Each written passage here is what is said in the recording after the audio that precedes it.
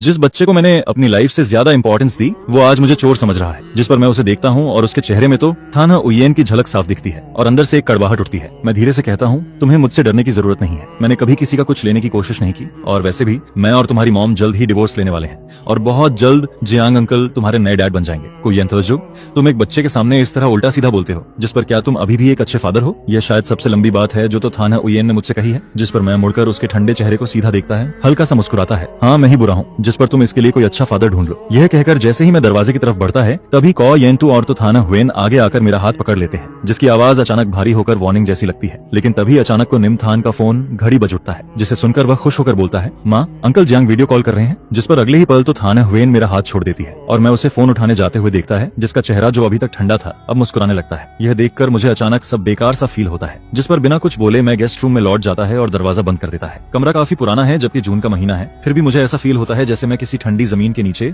दफन कॉफिन में लेटा हूँ। लेकिन इसी बीच एक अजीब सी फेमिलियर शांति भी महसूस होती है। इसके बाद जब से मैंने तो थाने हुएन को डिवोर्स पेपर्स दिए थे तब से मैंने अपने अंदर सब कुछ टूटने का माइंडसेट बना लिया था। उस रात सपना काफी क्योटिक था, लेकिन अगले दिन भी मेरी बॉडी क्लॉक मुझे सुबह 5 बजे जगा देती है। पहले इसी वक्त मैं उठकर तो थाने हुएन और उसके बेटे के लिए ब्रेकफास्ट तैयार करता था, जिस पर मैं अपनी भौहें सिकोड़ता है और तो मदर की धमकी याद करके नीचे जाने का फैसला करता है। लेकिन नीचे आकर पता चलता है कि तोथन हेनोथन हुएन और कोनियमथन सुबह ही बाहर जा चुके थे। सुना है कि वो जांग का नियन के साथ सनराइज देखने गए हैं, जिस पर मुझे यह सब बेहद मजाकिया लगता है। जो भी समझदार है वो देख सकता है कि उस बच्चे को मेरी कोई जरूरत ही नहीं है, फिर भी तो मदर मुझे जबरदस्ती घर बुलाती है, जिस पर मैं बस सोचता है कि इस वीकेंड को समाओ सहन करना है। इसके बाद मेरा बेस्ट फ्रेंड मुझे कॉलेज लेकर जाता है, बोलता है कि मूड ठीक करने के लिए कुछ खूबसूरत लड़कियों के साथ टाइम बिताते हैं। वहाँ की 18 साल की लड़कियां लोगों को खुश करना अच्छे से जानती है, जो हर दिन भैया, अरे सुनो ना बोलकर इमोशनल वैल्यू देती रहती है। कुछ दिन उनके साथ घूमने के बाद मेरा मूड सच में काफी बेहतर हो गया था। जिस पर मेरा दोस्त मुझे चिढ़ाते हुए कहता है, क्या हुआ, मैंने तुझे दुनिया दिखाई, अब समझ आया ना ये लड़कियां कितनी अमेजिंग है? क्या अभी तो थाना हुएन जैसी बूढ़ी औरत से प्यार करता है? जिस पर मैं सीधा बोलता है, खत्म हो गया। ये सुनकर वह और एक्साइटेड होकर कहता है, बस यही सही है, तुझे बहुत पहले डिवोर्स ले लेना चाहिए था। कौन नहीं चाहेगा किसी केयरिंग लड़की को? उस कोल्ड हार्टेड तो थाना हुएन के बजाय तू किसी अच्छी ओबीडियंट लड़की से शादी कर, जिंदगी सेट हो जाएगी। मैं हंसते हुए उसकी बात में साथ देने ही वाला था,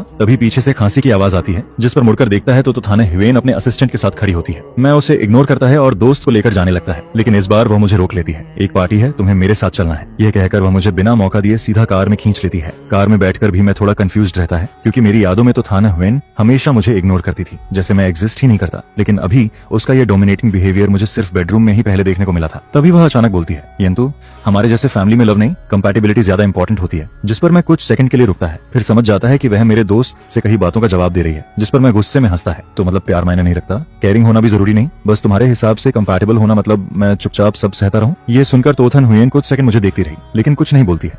जिस पर अब मैं उसके इमोशन समझने की कोशिश भी नहीं करता। इसके बाद जब हम क्लब पहुंचते हैं तब पता चलता है कि ये सिर्फ उसके दोस्तों की गैदरिंग है। पहले वह मुझे कभी ऐसी जगह नहीं लाई थी, और सच कहूं तो मुझे उसके दोस्त बिल्कुल पसंद नहीं आते, क्योंकि वो हमेशा मुझे नीचा दिखाते हैं, पपेट कहते हैं। इसलिए पूरे टाइम मैं बस चुपचाप बैठकर थोड़ा शराब पीता है और बाद में थोड़ा नशा होने पर वॉशरूम चला जाता है। जैसे ही मैं बाहर निकलता हूँ पीछे से कोई पूछता है, आज तुम्हारा हस्बैंड ना मुस्कुरा रहा है ना तुम्हारी सुन रहा है, क्या बात है? जिस पर दूसरा कहता है, बाहर तो सब कह रहे हैं कि तुम लोग डिवोर्स लेने वाले हो। जिस पर तो थाना हुएन सीधा बोलती है, किसने कहा मैं डिवोर्स लेना चाहती हूँ? एक बार शादी हो गई तो मेरा हस्बैंड जिंदगी भर को येंतु ही रहेगा। ये सुनकर सब हैरान हो जाते हैं। जिस पर एक दोस्त कहता है, तुम सीरियस हो? लेकिन वह बस उसे देखती है, कुछ नहीं बोलती है। फिर वही दोस्त कहता है, याद है जियांग डायरेक्टर की वाइफ, उसने भी अपने हस्बैंड को इग्नोर किया था, कंपनी में भी आने नहीं दिया और आज तक उसे वापस नहीं पा सकी। अगर तुमको येंतु के साथ रहना चाहती हो तो थोड़ा ध्यान रखना सीखो, वरना तुम्हारा भी वही हाल होगा। जिस पर वह बस ठंडे लहजे में कहती है, वह ऐसा नहीं करेगा। उसी समय वॉशरूम में मुझे लॉयर का मैसेज मिलता है, मिस्टर कॉयंटूर, आपका डिवोर्स सर्टिफिकेट तैयार है, आप कभी भी आकर ले सकते हैं। यह सुनते ही मैं तुरंत टैक्सी लेकर लॉयर ऑफिस पहुंचता हूँ और उस सर्टिफिकेट को बार बार देखता रहता हूँ, क्योंकि आखिरकार आज मैं इस नरक जैसे तो फैमिली से आजाद हो गया हूँ।